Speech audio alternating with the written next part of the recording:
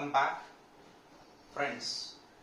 In the previous session, we understood the meaning of electrostatics, the meaning of charge, types of charge, how to identify the charges on a charged body, what is a neutral body, what is meant by conductors and insulators, and types of charging.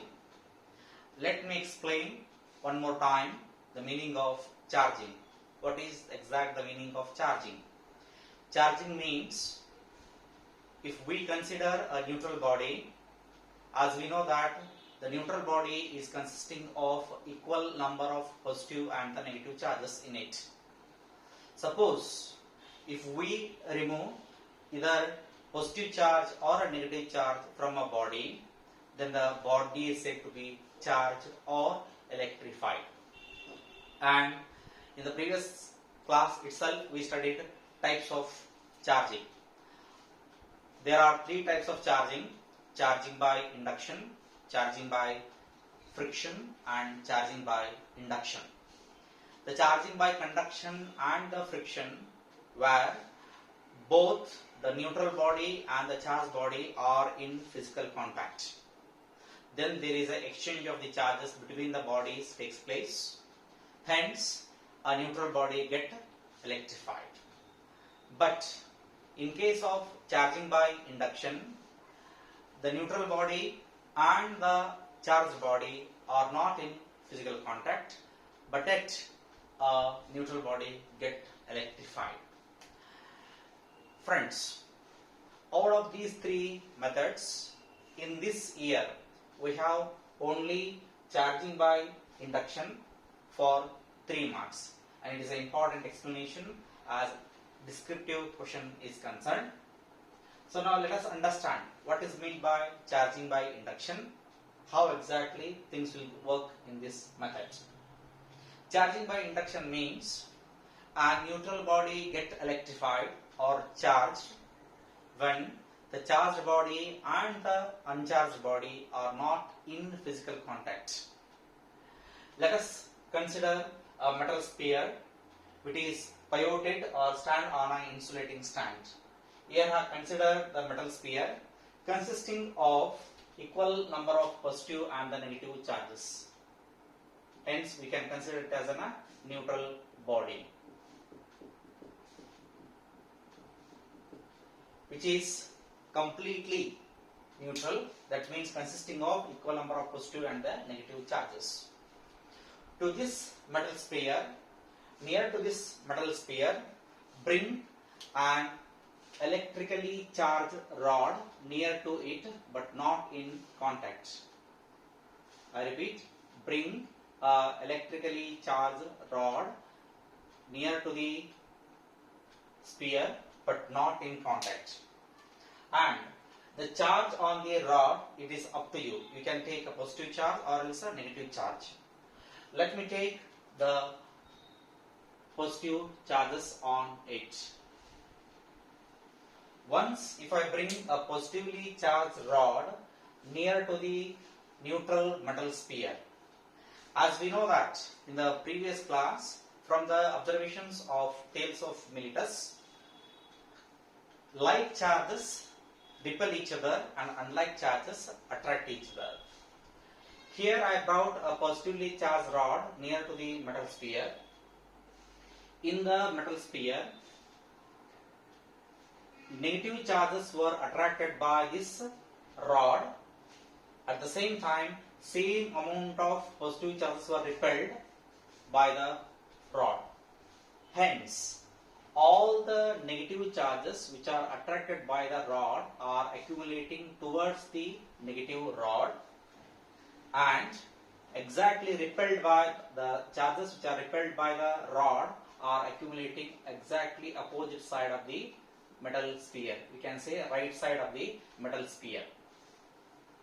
Once this happens, afterwards we should carry out the next procedure. In the next procedure, without removing the rod from the place, then take a conductor Conductor is nothing but simply a wire. Take a wire, don't remove the rod. Take a wire.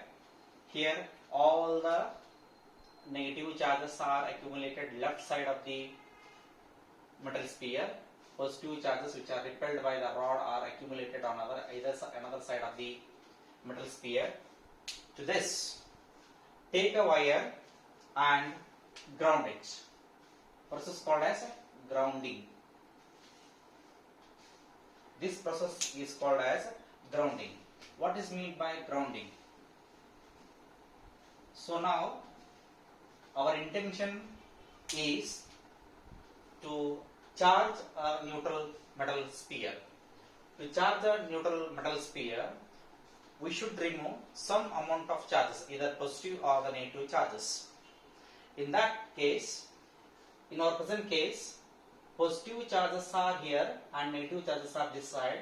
Already the negative charges are in the attraction force of this rod, but already these positive charges which are accumulated on the right side of the metal sphere were repelled by the rod. Then these positive charges in the metal sphere are considered as excess charges in the metal sphere. Once these excess charges are connected through a conductor to a earthing, or called as grounding, or it is also called as earthing. It's also called as earthing. In this earthing process, so all the excess charges which are there in the metal sphere will enter into the earth surface or grounding process. Then what is meant by grounding or earthing? Sharing of excess electrons with the earth is called as grounding or earthing. Right? So now suppose if we are in need of excess of electrons to a process, earth is ready to give the electrons. Suppose we are excess of electrons and we are not in need of it, then earth will take those electrons to it. So this process is called as grounding or earthing. After this, so now after the process, positive charge will enter into the sphere or the ground. Now glass rod remains there only.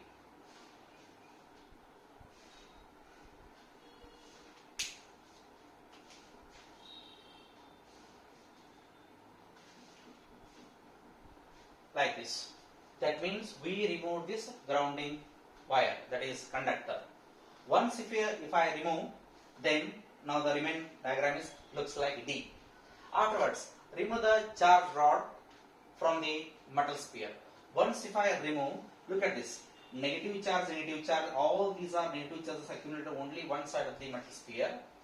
Once the rod is removed, they are no more in the attraction force by the electric rod. Hence, the negative charge of neighbor negative charge experience themselves electrostatic force of repulsion. As a result, they themselves rearrange uniformly throughout the metal sphere. In this way, a neutral metal sphere gets negatively electrified by the process called as induction.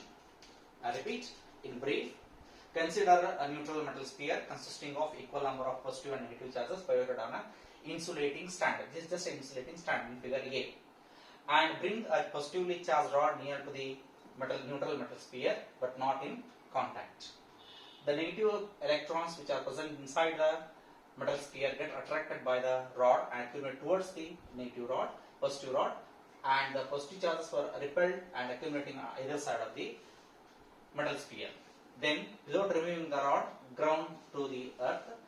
Through the grounding, all the excess positive ions will enter into the surface of the earth, called as grounding or earthing. After that, remove the rod, then all the electrons or the negative charges which are there inside the metal sphere, they experiences electrostatic force of repulsion, and hence they themselves arrange very, very uniformly. So in this way, the charging body gets electrified or charged, or a neutral body gets charged by the process called as induction. I hope it is clear to you. Then, in the previous class, we took some examples from tales of Militus to our common life examples. So we took amber and silk, glass rod and wool, and dry hair and comb. So we took some examples. Suppose if these two objects are rubbed in a proper manner or electrified, then which object acquires what kind of charge? Basically, we know that there are two types of charges, positive charge and negative charge. So now, which material gets which type of charge? Here is a small table and very important for CET. So now, positive charge materials are arranged or tabulated in the left side, and the negative charge materials will be tabulated in the right part. So then, positively charged materials and the negatively charged materials. Number one, glass, positively charged material, and negatively charged material is silk. The meaning is very clear here. If glass and silks were rubbed each other, then glass will get a positive charge and silk will get a negative charge. Similarly, fur, or you can take cat's fur, it is also called as cat's fur. Cat's fur. So now fur or cat's fur. So cat's fur and ebonite, rubber or amber. Out of three, you can rub any one with the cat's fur. Then cat's fur acquires positive charge, or ebonite, rubber or amber will get a negative charge.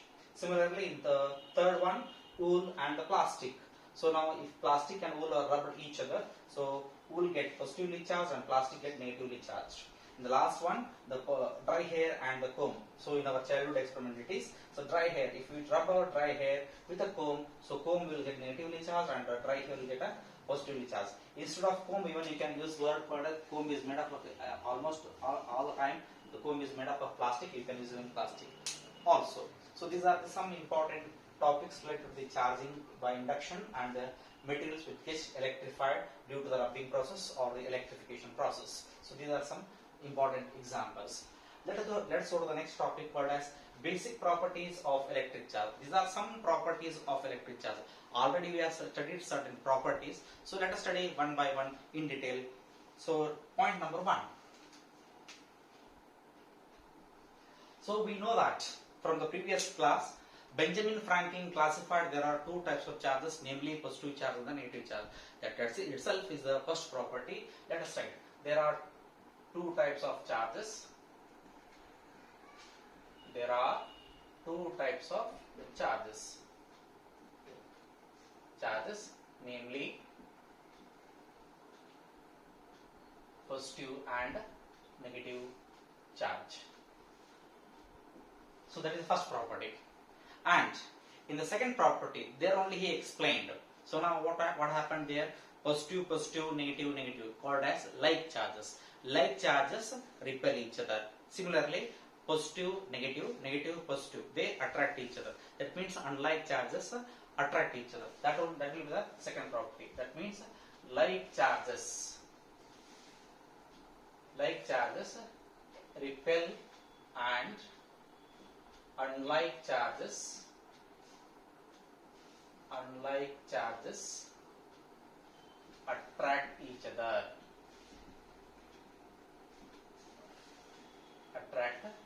other. This is the second property. In property number 3, after defining the definition of the charge, there only we explain certain property. The dimensional formula of the charge, the SI unit of charge.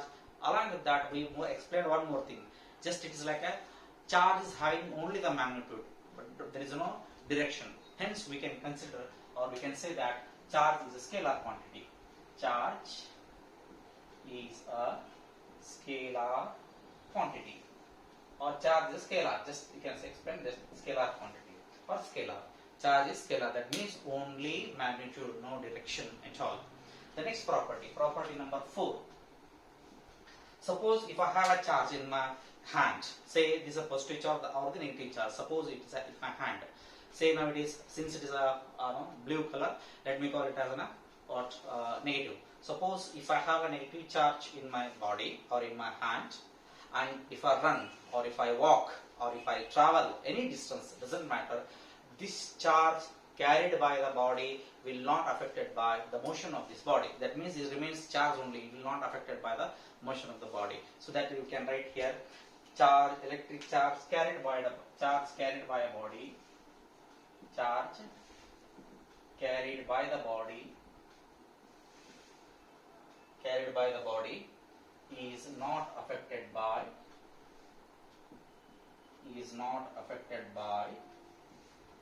its motion. So not affected by its motion. So these are some general properties of electric charge. There are two types of charge, namely positive charge and negative charge. Like charges repel each other and unlike charges attract each other. Charge is a scalar quantity. Charges are carried by the body, is not affected by its motion. Let's go in detail with a few more very important and the solid properties of the charge. That is, number one,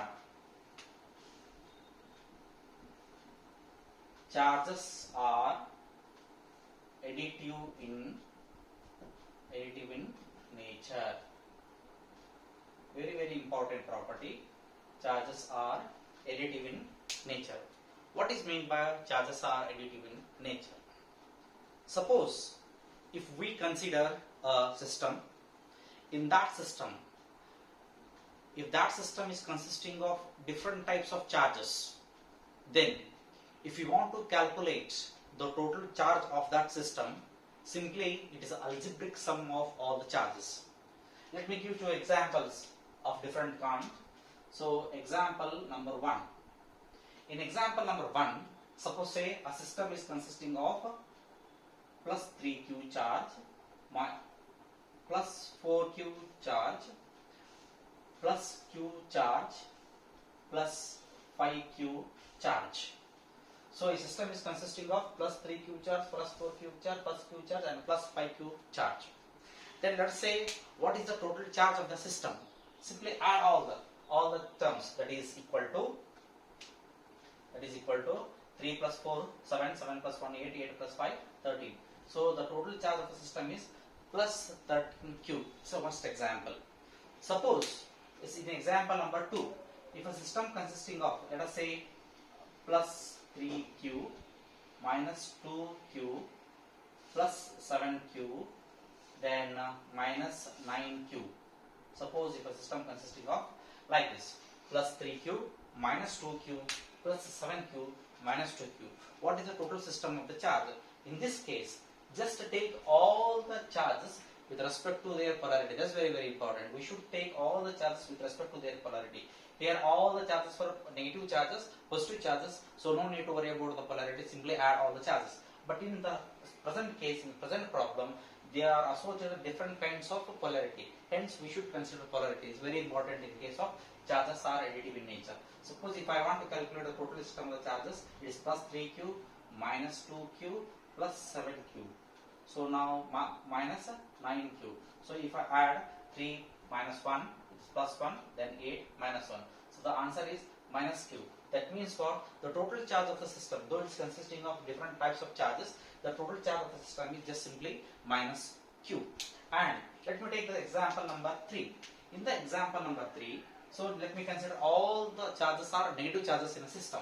A system consisting of minus q, minus 4q, minus 6q and minus say now 8q. So suppose if this is a charge, this is a system consisting of these kind of charges, minus q, minus 4q, minus 6q, minus 8q.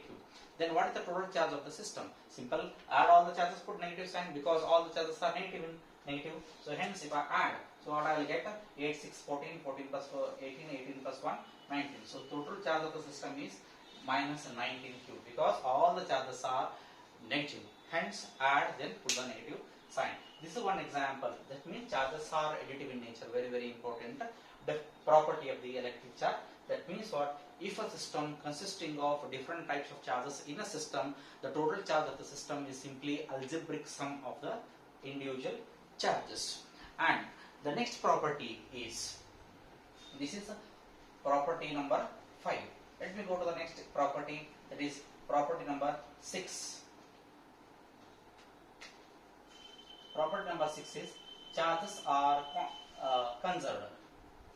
Charges are conserved. So what is meant by conserve? Conserve means preserve. Preserve it. So now already we studied conservation. Conservation means what? If once we heard the word called conservation, one thing should come to our mind called as neither nor. That means what? Even if you consider charges, energy is conserved. That means what? Energy we can't create, we can't destroy. Only we can transform energy from one form to another form. Similarly, if the charges are conserved means what? The charges are conserved means charges neither be created nor be destroyed. Only we can transfer the charges from one body to another body. So the charges are conserved means what? Charges neither be created nor be destroyed. So let's go to the last property and very important property of electric charge. That is, charges are quantized.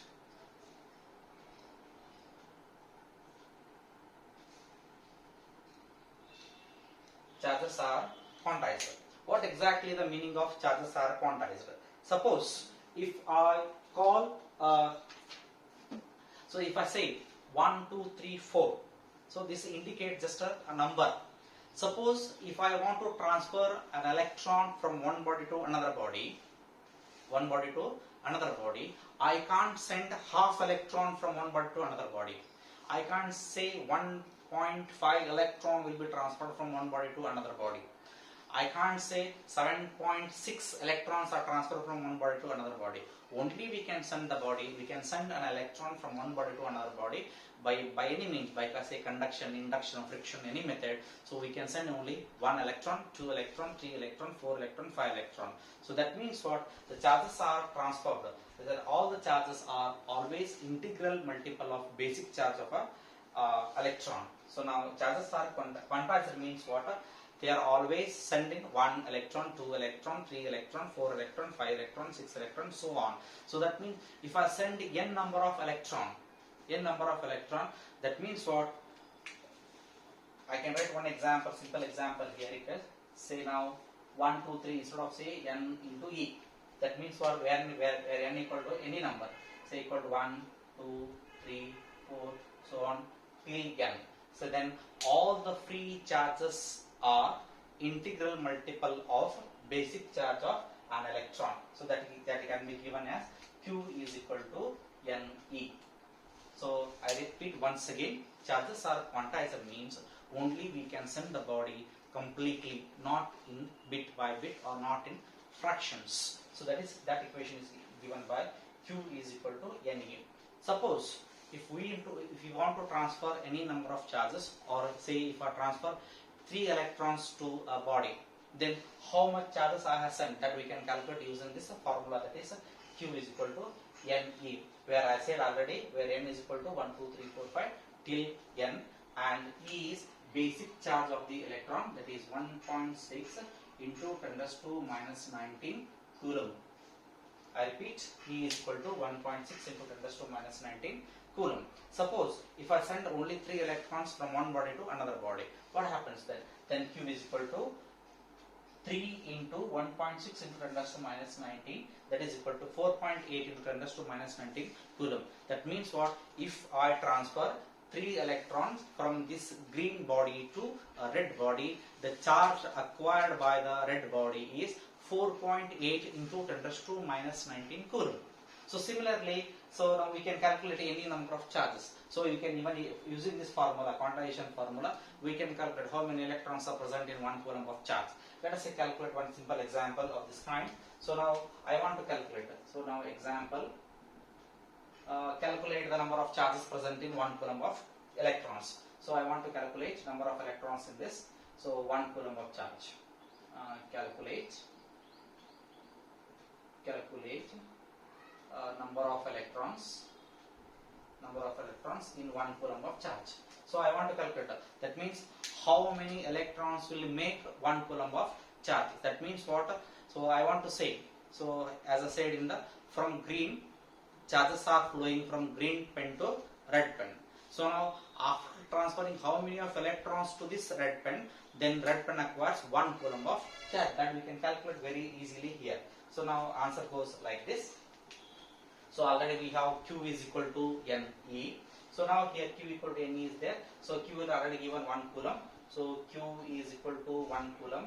Already we know basic charge of electron, that is 1.6 into 10⁻⁻19 coulomb, and we don't know what is N equal to question mark. So if I rewrite this equation, I will get N is equal to Q by E. and that is equal to 1 coulomb. Simply it is 1 divided by 1 coulomb is 1.6 into 10 raised to minus 90. Then if I take the reciprocal, then I will get 0.625 into 10 raised to plus 90. That is equal to 6.25 into 10 raised to plus 18 electrons. That means electrons. That means what? If I transfer 6.25 into 10 raised to plus 18 number of electrons from green pen to red pen, then we can say that this is associated with 1 coulomb of charge. Similarly, it is associated with the plus 1 coulomb of charge, because it lost positive, it gained so negative. So we can, with this we can calculate number of electrons present in 1 coulomb of charge. Since coulomb is very big unit, so we are adopting some more units called as 1 microcoulomb. 1 microcoulomb means 1 into 10 raised to minus 6 coulomb. 1 nanocoulomb, that is 1 into 10 raised to minus 9 coulomb. Thank you.